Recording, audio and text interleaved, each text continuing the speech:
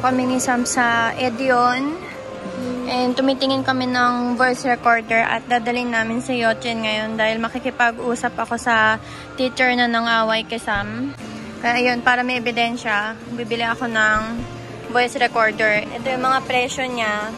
Medyo may kamahalan pero para maprotektahan ng rights ni Sam, human rights, and syempre para hindi na siya abusuhin. 1 PM. Actually, medyo late kami. Pupunta kami ngayon sa Yochen ni Sam. Para, nga medyo nainis, medyo bad mood ako talaga. Ay, nakabili na kami ng voice recorder. Binigyan siya ng do kailangan pa ata namin to i-charge. Anak, halika dito. Sakay na tayo sa car. Ay, di, come here, come here. And buti na lang nakabili na kami ng voice recorder. Ay, napa-absent patuloy kami. Pina-absent ko si Sam. Siyempre, absent din ako kasi wala akong mag-aalaga sa anak ko. Ayan, sobra. Anak, sakay na. Sit down, sit down. Grabing hirap. Pasaway naman talaga. Sobrang bad trip talaga ako. Ay, di bale. May voice recorder na. Mag-uusap kami. Kailangan ko ng patience tsaka yung grace ni God talaga. Kundi kung ako lang talagang baka mapaaway talaga ako at magkakagera talaga. Kung hindi dahil lang kay Jesus talagang wala akong grace. Hindi talaga ako gracious na tao. Lalo na kapag anak ko talaga yung ginalaw, talagang sobrang galit ko talaga. Ayan, sinacharge ko muna and yun, gumagana naman siya na maayos. Very easy to use naman daw sabi nung lalaki. Ganyan lang daw. Ayan, mamaya na. So, anong nangyari? Tinawagan ko ngayon yung daycare center ni Sam. Then, ayun, sabi ko malilate kami kasi sabi ko 1 PM. Pero sabi nila may meeting daw sila. Kaya mga 2:15 daw na lang kami pumunta. So, ayun. Okay lang kasi charge ko pa naman yung voice recorder. Okay din naman yung timing. So, ayun. Ang init. So, grabe talaga guys. Sobra talaga akong bad trip talaga sa kagabi.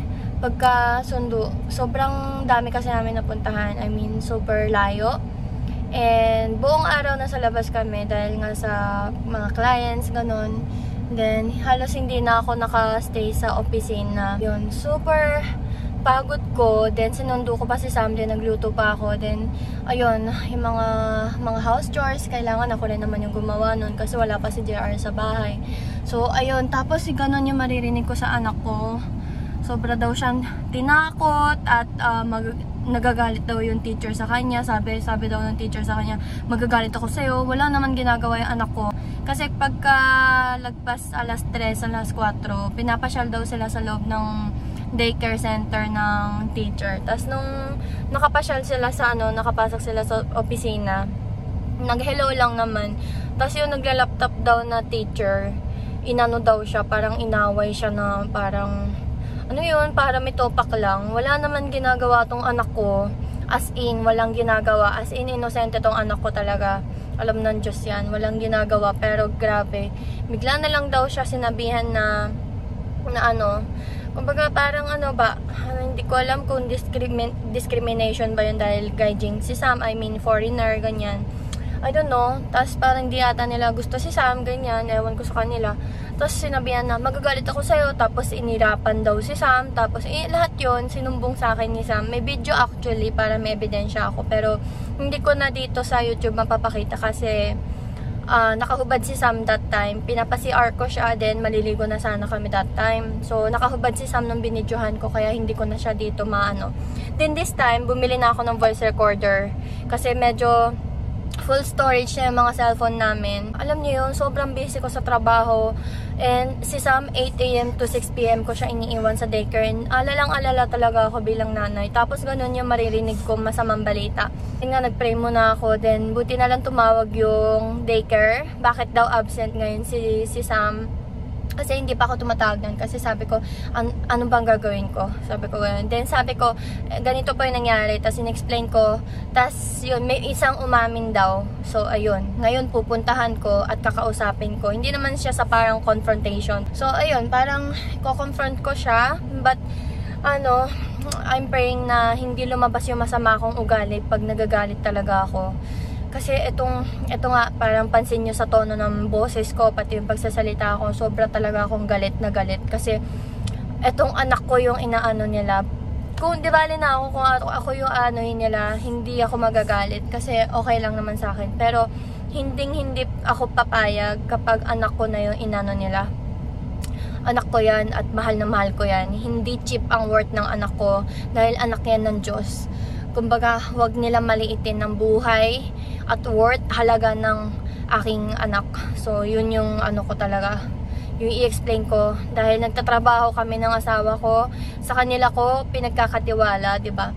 Yung anak ko, for ilang oras? 8 to 6 PM. Ang haba ng oras, diba? So, sana naman mapapagkatiwala naman sila. Sana magbago sila. And, yun nga pinagpe-pray ko. Sana si Lord na talaga yung mag-speak sa kanila.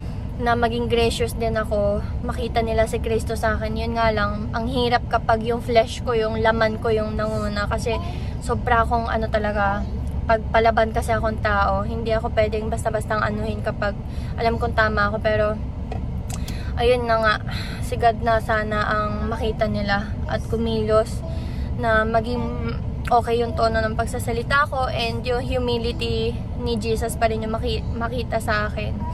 Kasi kung ako lang, wala talaga akong humility sa akin. At saka kapag galit talaga ako, palaban ako. So ayun, sana wala lahat yun and si Jesus talaga yung manguna sa akin. So ayun lang guys yung update. So ayan, tatapusin ko muna dito yung vlog.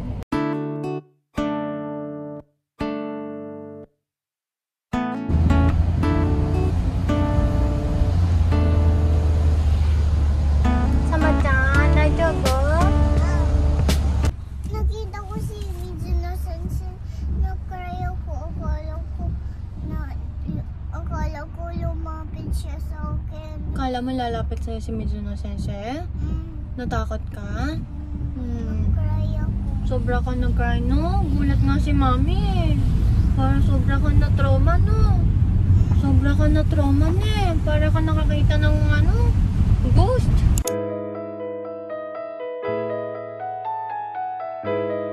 Tomorrow. Good morning, guys. Today is July 6th. On the way kami ngayon ni Sam sa trabaho ko kasi 10:30 may meeting kami ng boss ko. Ayun, hindi ko alam kung ano na yung magiging resulta, pero God's will be done na lang kung matatanggal ako ngayon sa trabaho o kung mapapakiusapan ba, ano yung magiging decision ng boss ko. Ayun, marami kasing problem din sa company. So, pag nawalan ng tao, hindi ko rin alam. So, nakakaawa rin naman sila. So, and, ayun, since wala rin naman magbabantay kay Sam, ayun, sinama ko rin, nagpaalam din ako na isasama ko nga si Sam kasi nga, dahil nga sa ginawa ng Yotien niya, yung daycare niya kay Sam. So, papakwit na namin. And, kanina umaga, tumawag ako sa ibang daycare. Yung nga lang, puno na daw sila, hindi na daw nila kaya tumanggap pa ng additional na So, kung wala, no choice talaga ako, hindi ko na alam yung gagawin ko. So, God's will be done na lang kung kasi wala na akong masasabi talaga. Ipapaubaya ko na lang yun sa ways ni God. And all I need to do is ipakita yung grace, maging gracious lang ako. So, and yung humility talaga importante. So, yun lang guys. Mag-update na lang ako ulit.